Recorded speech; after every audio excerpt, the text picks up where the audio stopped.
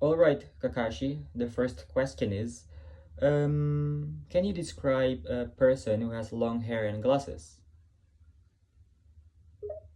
Of course, I can describe a person who has long hair and glasses. Here's an example. She has long, wavy black hair cascading down her shoulders, and a pair of thick rimmed glasses perched on the bridge of her nose. She looks like the typical English teacher with a quirky sense of style. Is this the kind of description you had in mind? Typical English teacher, huh? So, yeah, thank you for your answer anyway. Could you please give me the same question? Sure, here's the same question for you to answer. Describe a person who has long hair and glasses. Now it's your turn to share your description of a person who has long hair and glasses. Let me know what you come up with.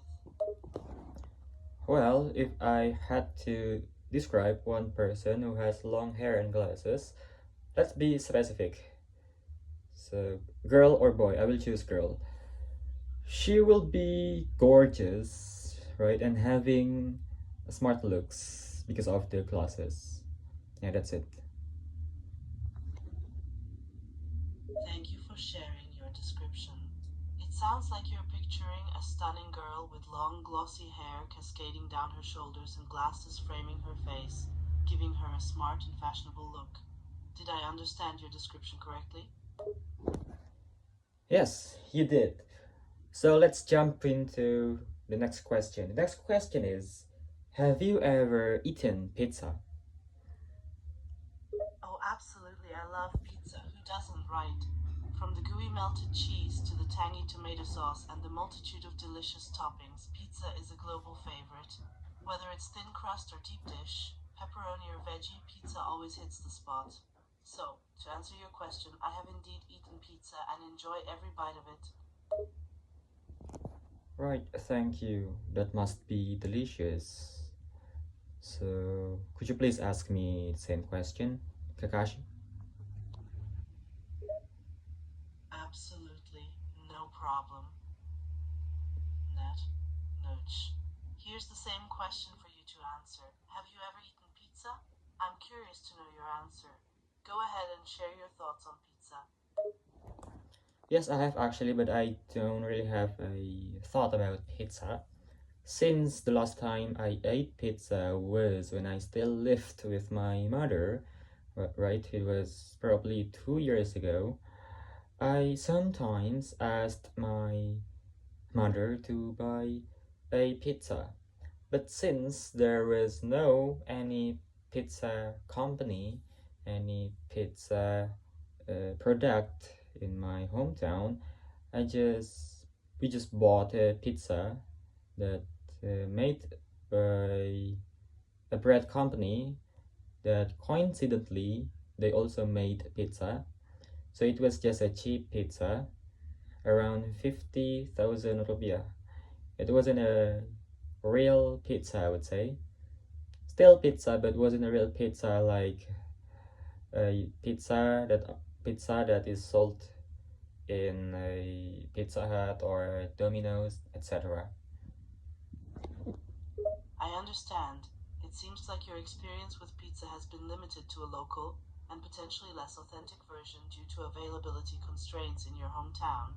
It's unfortunate that you haven't been able to try a larger variety of pizza options, like traditional pizzerias or popular fast food outlets like Pizza Hut or Domino's.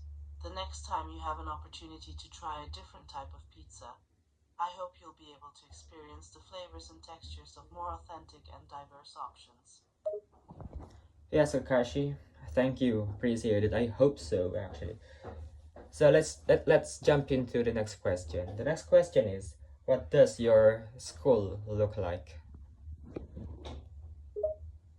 Sure, I can give you a description of my school. My school is a large campus situated in a beautiful location surrounded by lush greenery and open spaces. The buildings are modern and well maintained, with spacious classrooms and modern facilities like advanced laboratories and a state of the art library. The school has ample sports and recreational areas where students can participate in a variety of activities and sports. Overall, my school provides provides a conducive learning environment and promotes not only academic excellence, but also personal and social development. All right, thank you. That is a really, really, really good school, isn't it? So, yeah, thank you. Could you please again ask me the same question?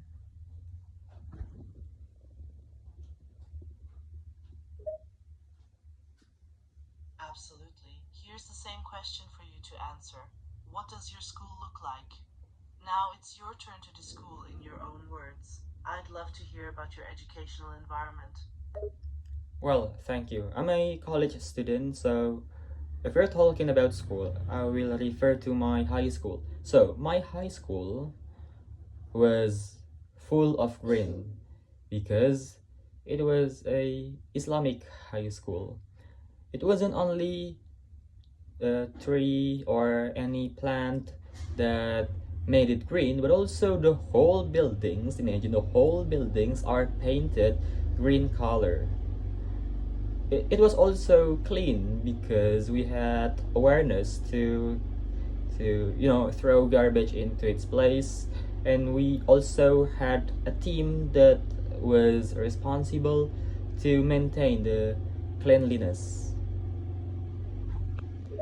It sounds like your Islamic high school had a strong focus on environmental awareness and cleanliness. Painting the whole school green is quite unique and must have made it stand out from other high schools. Also, having a dedicated team to maintain the cleanliness and order of the school is a great way to instill respect and responsibility in the students. It seems like your high school was not just an educational institution, but a place that taught important values and life lessons as well. Yeah, it was. So the next question is, thank you anyway for your response. The next question is, can you give me some tips to study English? Of course, if you're looking to improve your English language skills, here are a few tips that may be helpful. 1. Start by immersing yourself in the language. Try to expose yourself to as much English language media as possible. Read books, magazines, and articles, watch movies and TV shows, and listen to podcasts and music in English. 2. Make time for consistent practice. Consistent practice and repetition is key to learning any language, so aim to dedicate a little time each day to study and practice.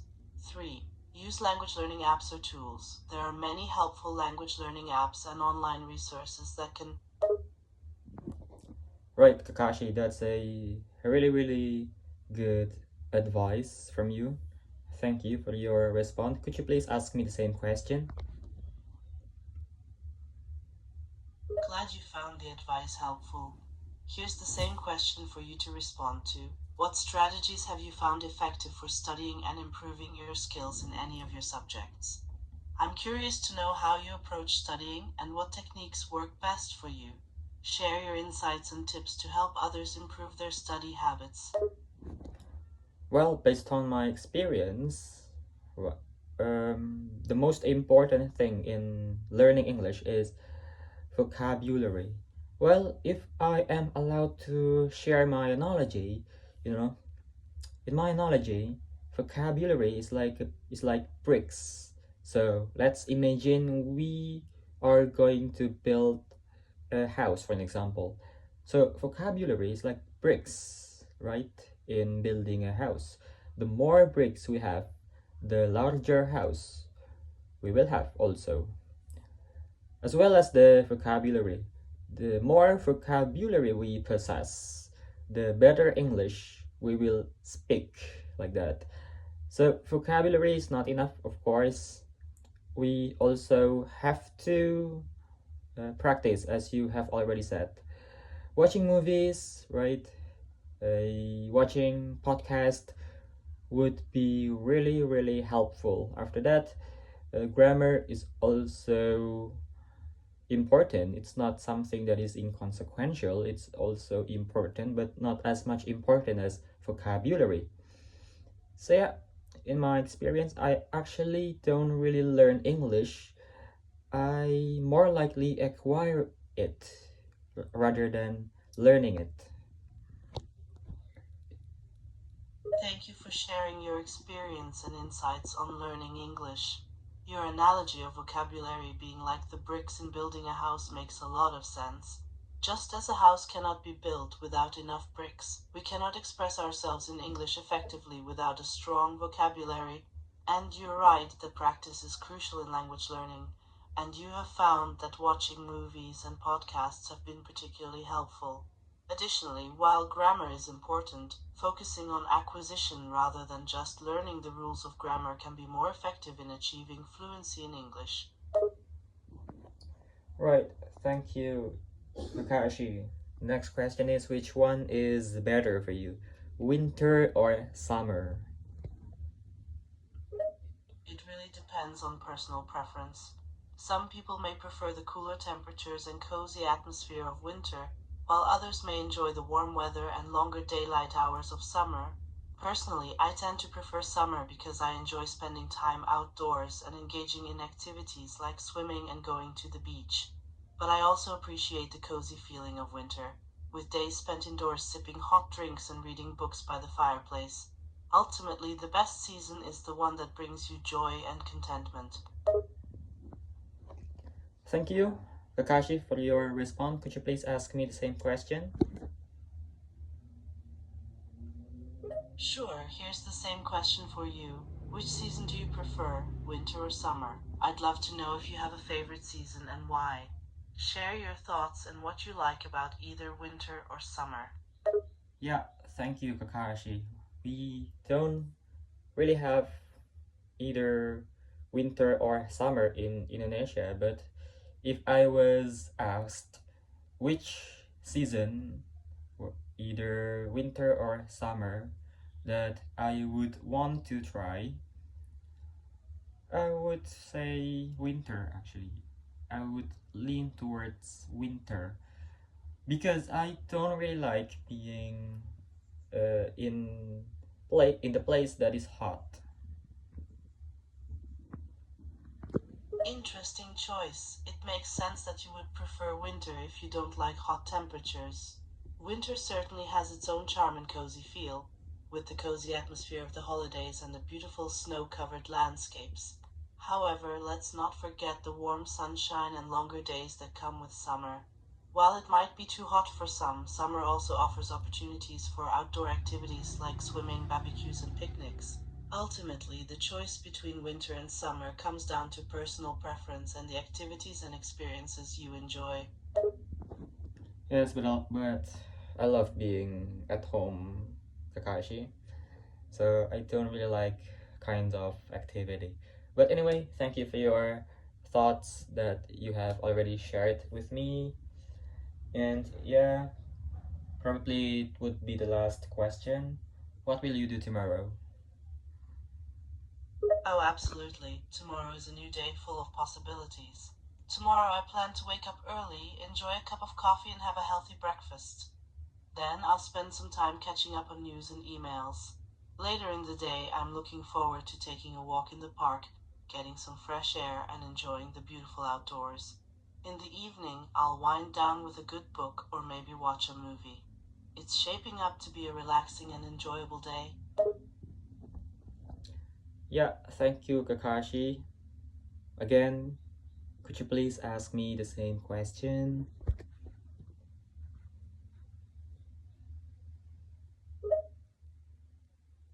Sure, here's the same question. What do you plan to do tomorrow? I'm interested to know what's in store for your day ahead. Well, I don't have any specific plan, actually. Just typical. I will wake up at 4 a.m. and then take a subuh prayer, and then after that I will sleep again. No, if I don't sleep again, I probably will just play my phone, and then after that probably I will go to boarding house friend, my friend's boarding house. Sorry, and then yeah, I will read my book that I have not finished yet. Yeah, just typical. It sounds like you have a routine that works for you. Waking up at 4 a.m. and then going back to sleep before starting the day with some phone time and a visit to your friend's boarding house sounds like a comfortable start to the day. And don't forget to finish that book that you have. What book are you currently reading? What book am I currently reading? I don't really remember the title of the book.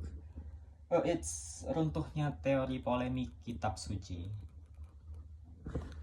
Thank you for sharing the title of the book you're reading. Runtuhnya Polemik Kitab Suci translates to The Fall of Polemic Bible Theory in English. It sounds like an interesting book about religious studies or religious studies. Is it related to your studies? No, it's not. I just like the writer of the book. It's written by Muhammad Nuruddin, Ustad Muhammad Nuruddin. I really adore him. But actually, I don't really understand about the book yet because it's really, really heavy. It's understandable that you may not fully understand everything in a heavy book, especially if it's a complex topic. Muhammad Nuruddin is likely an author you admire because of his writing style or the themes he explores in his works. It's always a wonderful feeling to find authors you connect with. Keep reading and learning, even if you don't grasp everything immediately. Hi, chat. Thank you. Yeah, it's getting too long. It's already 16 minutes when it was supposed to be only 10 minutes maximum of our conversation. But thank you anyway. It's my fault as well that I talked too long. Yeah. See you, chat.